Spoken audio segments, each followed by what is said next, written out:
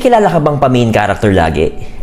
May karelasyon ka bang over-controlling at laging mayabang? Baka sinyalis niya na narcissist siya. Hi, I am Anton, one of the medical representatives of New Ant Doctor. So follow for more.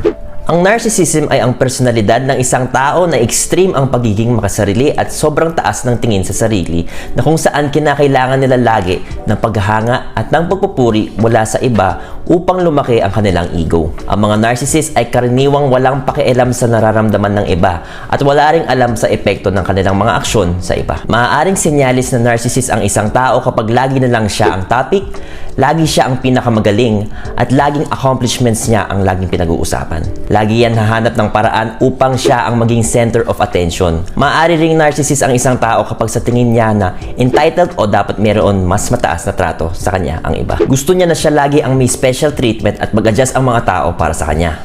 Kaya kung